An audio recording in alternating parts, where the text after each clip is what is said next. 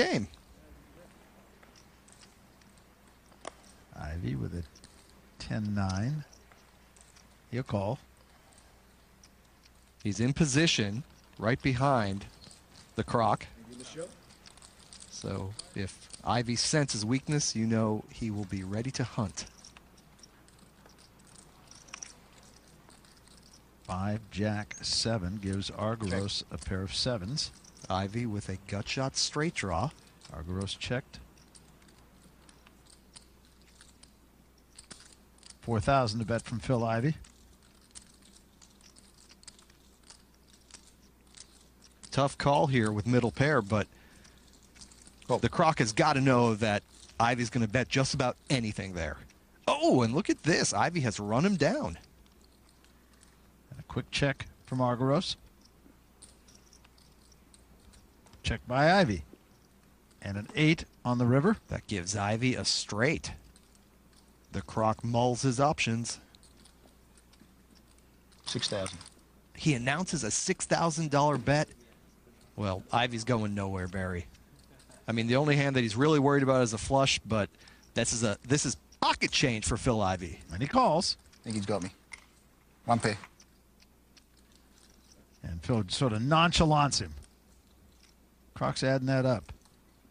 Yeah, dirty, rotten 8 on the river. The 8 on the river. The 10 on the turn. Rebuy.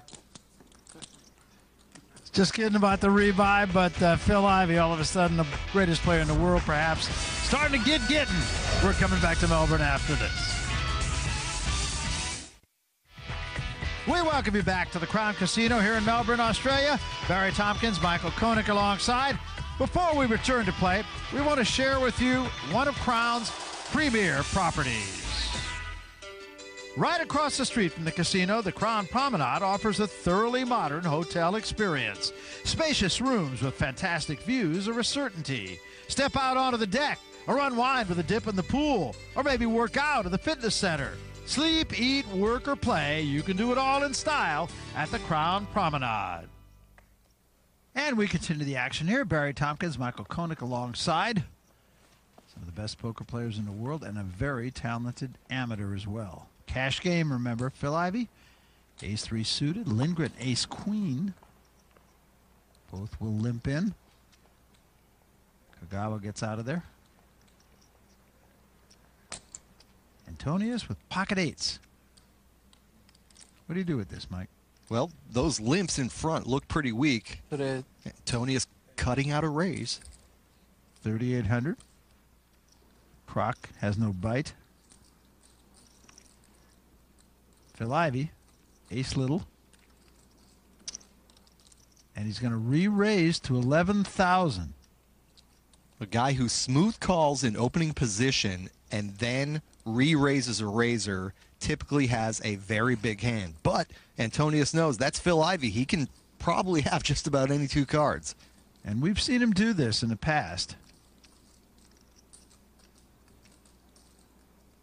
Antonius gives up nothing in expression. I will say that. Of course, neither does Phil Ivy. He makes the call. Good action. Croc doing a little bit of our job. To the flop. 4, tray, queen. Bottom pair for Ivy. Antonius still with the best hand. 16,000, so Ivy pushing it. Now, Antonius knows that Phil Ivy is capable of making that bet with queens, 3s, 4s, or some sort of draw. And he does get a call. And now a 5 on the turn. That gives Ivy a gut shot straight draw. Antonius, as you see, big favorite here. Ivy's going to continue to press, it looks. Oh, is he?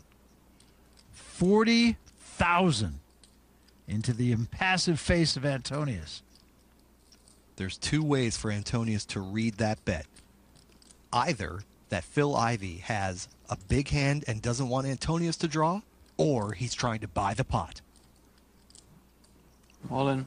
All in, he says. All in. really putting the pressure right back on Phil Ivey. Very strong play there by Antonius, and I think it helps his read here that his opponent is Phil Ivey.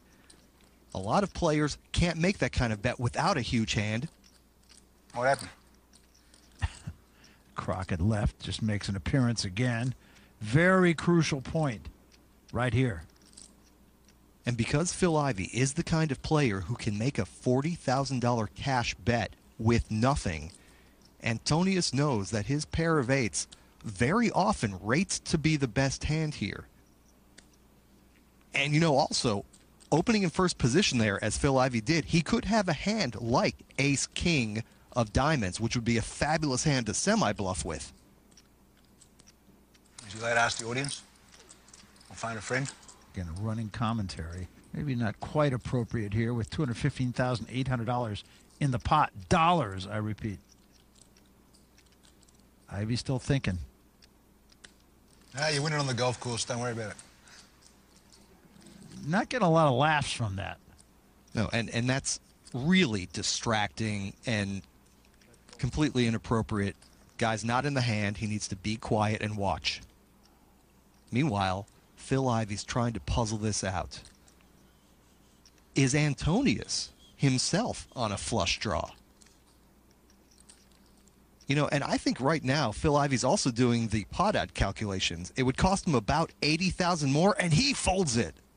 Wow. Nice hand, Mr. Antonius. Patrick Antonius looking calm outwardly. I'm sure his heart is beating like a hummingbird. And as to Phil Ivey, tough, tough way to go down.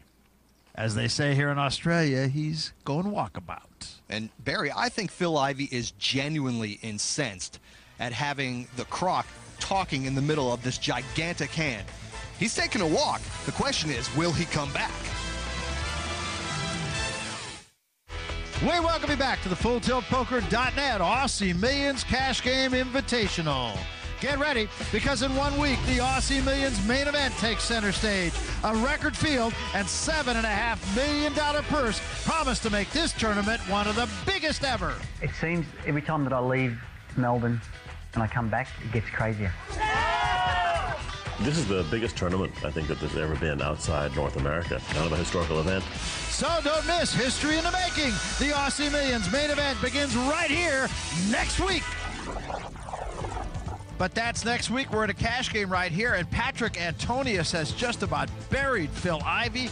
Antonius nearly $200,000 to the good now. And look at Ivey.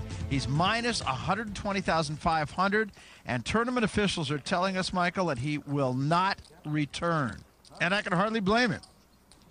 My friend over here. My good friend, Patrick. And that man, the croc, may be the main reason Phil Ivey has decided he's had enough. And Barry, in poker, there's a saying, you never want to run off the donkey from the table.